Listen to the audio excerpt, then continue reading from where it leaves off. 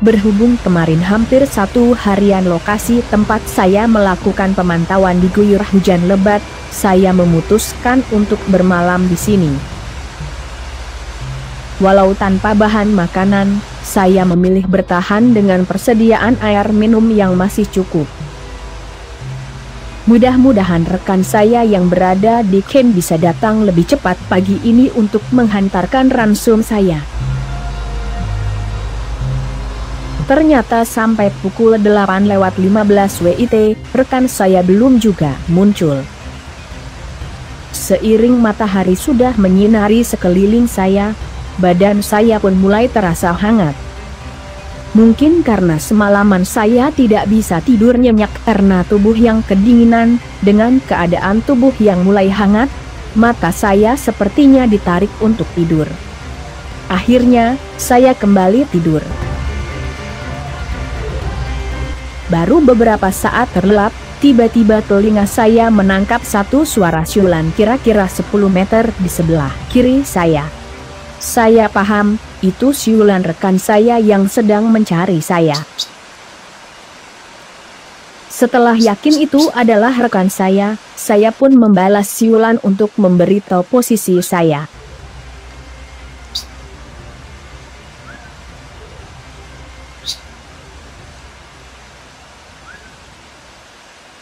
Beberapa saat kemudian, rekan saya pun menemukan saya. Satu ransel kecil berisi makanan kering dan minuman dia lemparkan ke posisi saya. Kemudian dia pun meninggalkan saya, dan kembali menuju camp.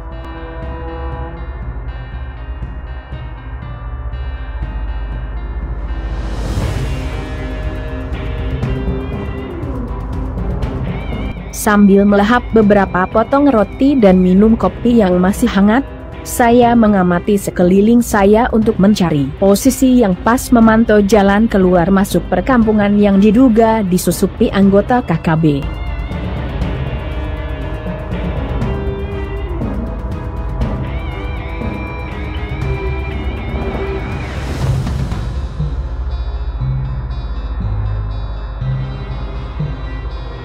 Sekitar pukul 10:15 WIT, saya bergerak ke arah utara menuju satu gundukan tanah di ketinggian perbukitan.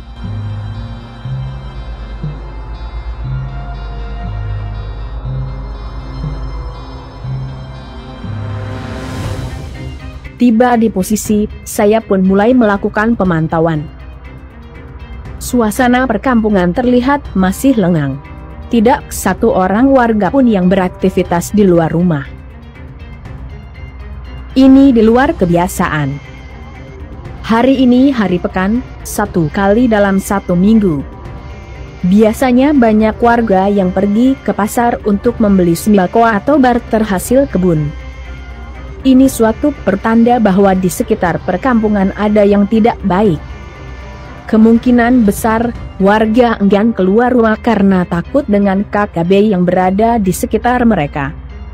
Atau bahkan, warga sudah keluar dari kampung dan mengungsi di tempat keluarga atau di pos keamanan satuan organik setempat. Saya mengarahkan pemantauan ke arah jalan yang berada di sebelah bawah perkampungan.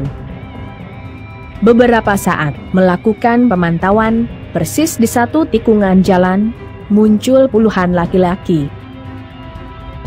2 orang yang berjalan di bahagian depan terlihat jelas memegang senjata api laras panjang, sementara yang lainnya memegang parang, panah, dan berbagai jenis senjata tajam. Saya pastikan mereka adalah anggota KKB. Saya pun menghubungi rekan yang berada di camp dan memberikan perintah serta strategi untuk melakukan penindakan.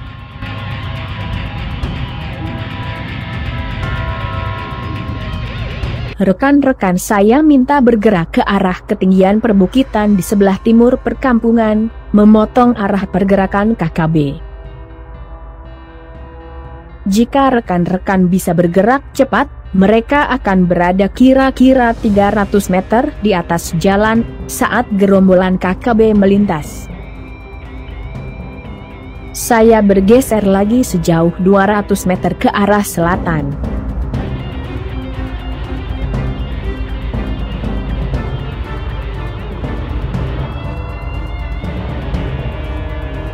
Sekitar 30 menit kemudian, rekan-rekan saya menginformasikan bahwa mereka sudah berada di ketinggian, sesuai perintah saya. Saya salut dengan pergerakan rekan-rekan yang begitu sangat cepat. Jika semua berjalan sesuai rencana, hari ini akan ada peristiwa besar yang tidak bisa dilupakan KKB.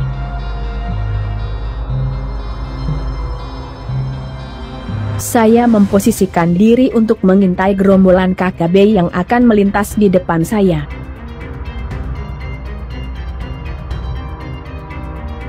Beberapa saat kemudian, gerombolan KKB pun muncul di tempat terbuka, kurang lebih 400 meter di depan saya.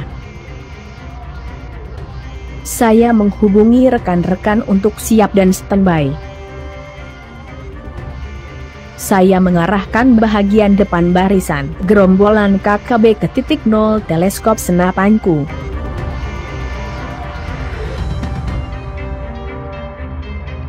Dua tembakan jarak jauh melesat persisi bahagian depan barisan. Seketika gerombolan KKB berantakan. Mereka mencoba menyelamatkan diri mengikuti jalan ke arah ketinggian, meninggalkan beberapa orang rekan mereka yang terkapar di jalan.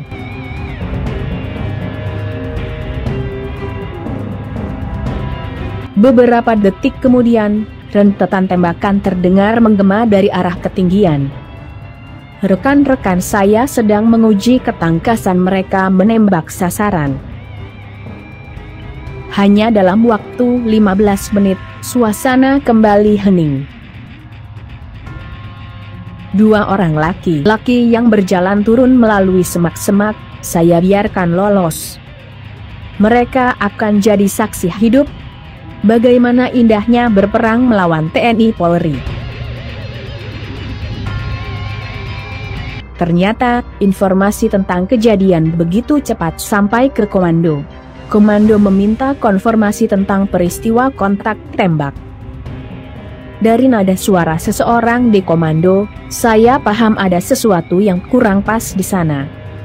Saya menjawab, kami sama sekali tidak mengetahui peristiwa tersebut. Kami saat ini sedang melakukan patroli. Jawabku enteng. Saya pun memutus sambungan radio. Kemudian, saya memerintahkan rekan-rekan untuk segera meninggalkan lokasi dan bergerak menuju satu titik koordinat. Sebelum malam, kami akan bertemu di sana. Kami hantu rimba. Komando.